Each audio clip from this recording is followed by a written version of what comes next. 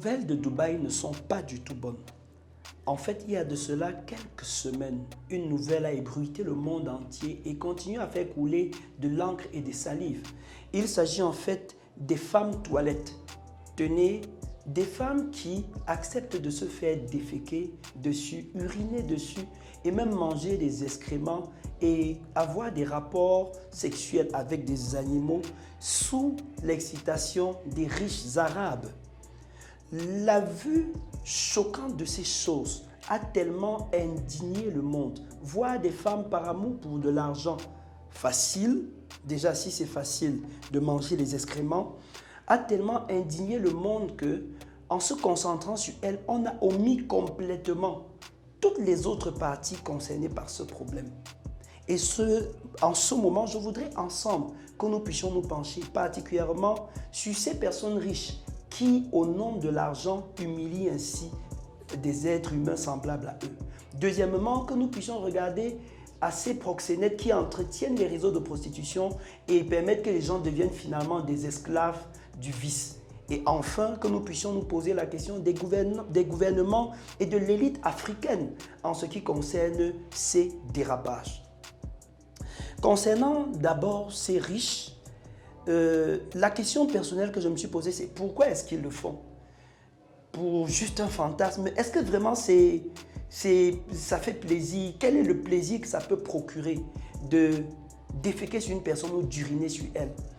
Des raisons sont aussi avancées, des raisons spirituelles, que ce sont des rituels purificateurs que les gens font pour décharger leur malédiction sur les autres. Mais que ce soit l'un ou l'autre, je trouve que ces riches arabes ont autant de problèmes que ces filles qui se font déféquer dessus. Pour la simple raison que personnellement, quand je dois faire mes besoins, même la pudeur ne me permet pas devant quelqu'un d'autre de le faire. J'ai donc personnellement de la peine à imaginer un être humain comme moi, rempli d'intelligence, qui baisse sa culotte en face d'un autre, disons au-dessus d'un autre, et qui défèque sur la personne ou urine. Cette absence de pudeur montre qu'il y a quelque chose qui ne va pas. Ça veut dire que ces riches n'ont pas pu être satisfaits par leur argent. Ça veut dire que ces riches parlent à cause de la peur d'être maudits, si c'est des rituels de purification, à cause de la peur d'être maudits, sont prêts à se rabaisser autant. Parce que si ces femmes se comportent comme des animaux, sont traitées comme des animaux, eux, de leur côté, ils sont autant animaux que ces femmes. Et moi, je crois pour ma part que c'est parce que l'être humain en est arrivé à un niveau où l'argent est incapable de lui faire plaisir, le sexe même. Eux, ils peuvent s'acheter toutes les prostituées, avoir toute qualité de rapport sexuel qu'ils veulent. Mais vous voyez, ils sont insatisfaits. Et je vous garantis, vous qui êtes en train de nous suivre en ce moment, que l'argent et tous les plaisirs du monde sont loin de satisfaire vos soifs profondes. Et s'il y a quelques Arabes de Dubaï qui peuvent nous suivre, ou même encore des personnes qui sans être à Dubaï, parce qu'il faut le dire, ces abus se passent aussi dans d'autres pays. Je suis au Cameroun et je ne suis pas loin de penser qu'il y a des Camerounais, des riches Camerounais qui se payent énormément de sous pour assouvir des plaisirs pareils. Et donc, je ne m'adresse pas seulement à ces personnes à Dubaï, mais je m'adresse aussi à vous, de partout dans le monde, en Afrique, qui êtes en train de suivre, et de dire, l'argent ne pourra pas satisfaire les véritables plaisirs de votre être. Tous les plaisirs malsains ne vont pas pouvoir combler votre désir de bonheur. Et ce n'est pas en faisant des rituels malsains et en abêtissant vos semblables que vous réussissez à vous décharger des charges négatives qui sont en vous. Il n'y a qu'une seule personne qui est capable de le faire. C'est Dieu lui-même. Et il nous a donné la preuve en nous donnant Jésus-Christ, son Fils, qui est venu mourir pour nous, pour faire l'expiation de nos péchés. Et donc, au lieu d'aller expier vos fautes en déféquant sur les personnes, tournez-vous vers Jésus, saisissez la main de Jésus. Et moi, je suis sûr que notre glorieux Sauveur, qui ne se lasse de pardonner, est prêt à vous pardonner, à vous décharger de vos problèmes, à prendre place dans votre cœur et à vous donner le véritable bonheur. Il dit qu'il a pris sur lui à la croix nos malédictions. Galates 3, verset 13 dit qu'à la croix, il s'est chargé de nos malédictions. Et donc, il vous suffit de saisir sa main.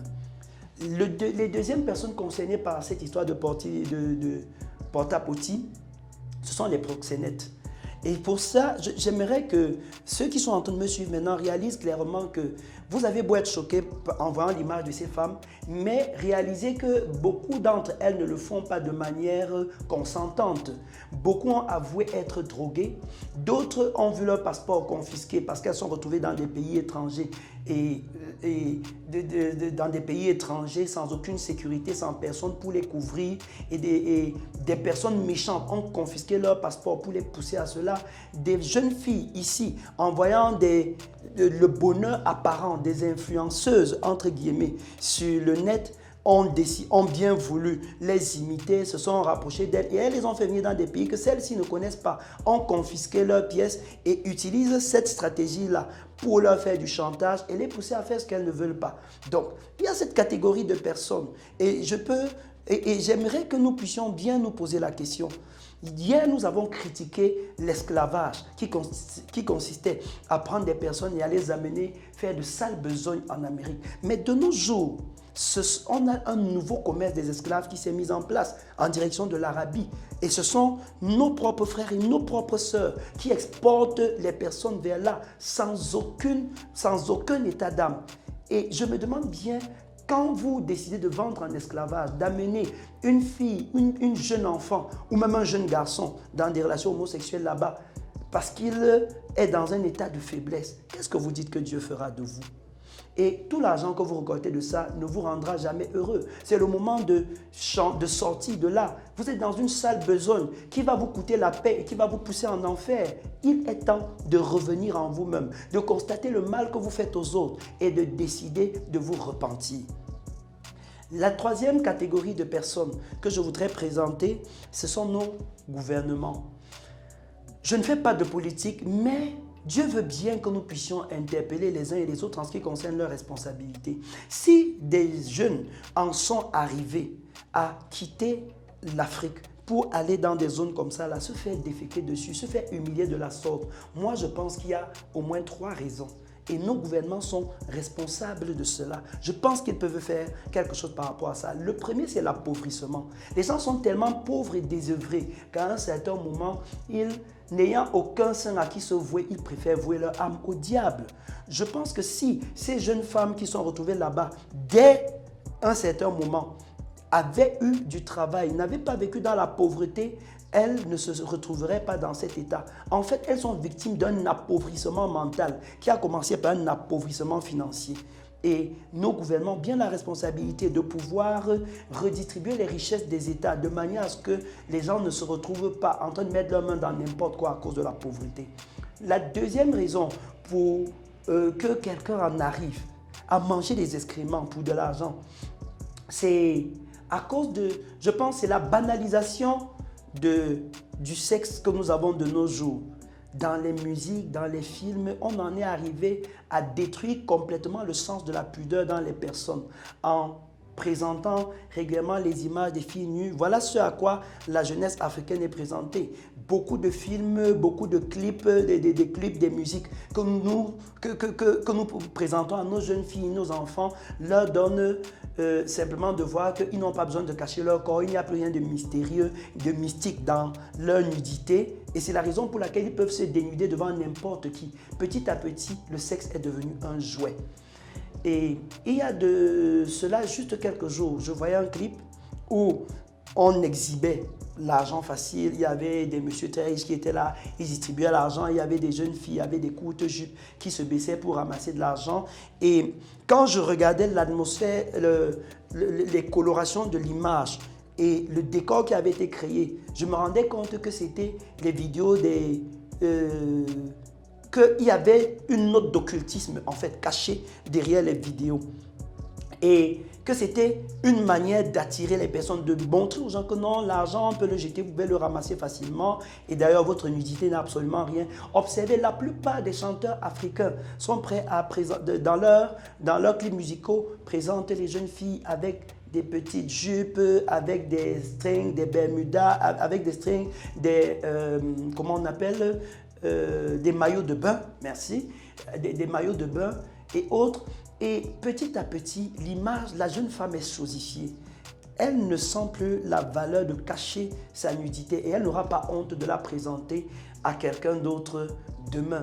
Quand nos ministères de la culture en Afrique permettent que ce genre de choses se présentent, à quel résultat est-ce que nous sommes en train de nous attendre? Quelle est la jeunesse que nous sommes en train de préparer? Si nous avons une jeunesse qui, à longueur de journée, est exposée à l'argent facile, est exposée à la perversion, à quoi est-ce que nous nous attendons demain? Qu'est-ce que nous pensons que l'Afrique deviendra avec des jeunes qui savent qu'on peut vivre sexuellement n'importe comment, qui ne connaissent plus l'amour du travail et des véritables valeurs? Je pense que nos gouvernements doivent faire quelque chose. Leur rôle est interpellé. La troisième raison que je trouve par rapport à ça, et ça, ce n'est pas seulement les gouvernements, mais c'est même l'élite intellectuelle, même l'élite chrétienne qui est interpellée, c'est la perte de modèle. Notez, si nos jeunes sont prêts à trouver que ces femmes qui ne font absolument rien et qui brandissent les billets de banque sans expliquer comment elles font pour avoir de l'argent, sont devenus des modèles pour eux, c'est parce qu'ils n'ont pas d'autres modèles. Ça veut dire qu'en réalité, il n'y a aucun ministre de la République qui les inspire. Ça veut dire qu'il n'y a aucun homme d'État qui les inspire. Il n'y a aucun homme politique qui les inspire. Il n'y a aucun leader, pasteur qui les inspire. En d'autres termes, vous ne faites rêver personne. C'est pourquoi ils envient les autres. Et le temps est venu où nos leaders, notre élite africaine doit commencer à se demander, est-ce que moi-même je me présente comme un repère pour la jeunesse qui est en train de venir? Est-ce qu'il y a des jeunes qui, en me regardant vivre, rêvent d'être comme moi? Est-ce qu'en dehors de mon argent, il y a des valeurs que j'inspire à ceux qui sont en train de me regarder? Hélas, beaucoup de nos riches en Afrique sont trempés et dans les activités de corruption, eux-mêmes dans toute qualité de perversion. Parfois même, ils abusent de leurs employés, ils font chanter leurs employés pour abuser d'eux sexuellement, sont des promoteurs de toute qualité de vice et de débauche. Et ça fait que les jeunes n'ont plus aucun repère. C'est pourquoi ils se dirigent vers là. Ceci étant dit, nous voulons par notre vidéo interpeller ceux qui sont en train de nous regarder. Que vous soyez de ceux-là qui défectent sur les autres, qui ont perdu toute considération de la personne humaine, qui sont insatisfaits par la vie et trouvent plaisir à décharger leurs bêtises et leurs souffrances sur les autres en les traitant comme des animaux. Que vous soyez plutôt ces personnes qui ont tellement été réduites à l'intérieur d'elles que par amour pour l'argent, elles sont prêtes à ramper, ou bien par peur d'aller en prison, par peur de souffrir, sont prêts à aller plus bas que la souffrance, ou même plutôt vous êtes ces gouvernants qui n'êtes pas en train d'assumer vos responsabilités, n'êtes pas en train de jouer votre rôle. Je crois qu'aujourd'hui, Dieu vous interpelle. Et si Dieu vous interpelle, ce n'est pas pour vous menacer, c'est parce qu'il vous aime et qu'il peut faire quelque chose pour vous.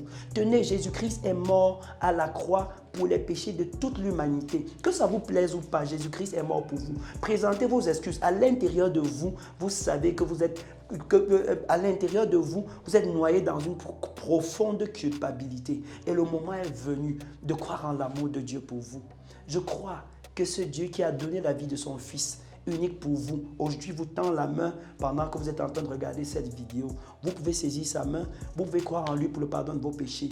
Je vous garantis, peu importe le péché que vous avez commis, que vous soyez une toilette portative, de porta-potty, que vous soyez simplement un propriétaire de toilette portative, un utilisateur de toilette portative ou un promoteur de toilette portative, même si votre vie est devenue une véritable ordure où Satan est venu déposer n'importe quoi, le créateur de votre vie est capable de vous purifier complètement de vos péchés et de donner un sens à votre vie. C'est pourquoi nous vous encourageons à saisir sa main. S'il y a quelqu'un qui m'écoute en ce moment, qui est déçu par la vie, ou bien qui à l'intérieur de lui se disait « mais j'ai fait tellement de choses, est-ce que Dieu peut encore me pardonner ?» Je crois qu'il peut te pardonner. Il te suffit d'y croire, de croire en Jésus. La Bible dit que celui qui croit en lui obtient le pardon de ses péchés. Il te suffit de croire en lui, de lui donner ta vie. Et je crois que toute chose, lui-même, il se chargera de ta restauration progressive.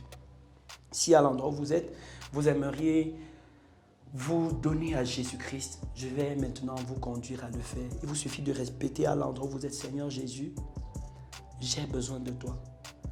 Je reconnais que je me suis comporté comme une ordure, comme une poubelle. Mais ton amour pour moi n'a pas changé. Aujourd'hui même, je renonce à continuer à souffrir comme je le fais. Je renonce à chercher mon bonheur là où il ne se trouve pas. Et je me tourne vers toi. Parce que tu es mort pour moi et parce que tu es ressuscité. Tu as vaincu la mort qui m'effraie. Et je crois que tu peux me délivrer de la mort dans laquelle je me trouve. Je te donne ma vie. Fais de moi ce que tu veux que je sois. Amen. Alors, chers téléspectateurs qui êtes en train de nous regarder, je peux vous donner la garantie que si vous avez été sincère dans votre cœur, si en écoutant la vidéo, vous avez éprouvé un sentiment de culpabilité profonde par rapport à ce que nous sommes en train de vivre, ou bien de ce que vous vivez personnellement, et que vous avez décidé de saisir la main de Jésus, sortez de la culpabilité, vous êtes pardonné. Laissez maintenant Jésus-Christ vous guider au quotidien. Sa parole est merveilleuse et elle vous guidera. Elle vous dira comment vous comporter désormais. Que Dieu vous bénisse, qu'il vous conduise dans la marche merveilleuse que vous avez commencé avec lui. Amen.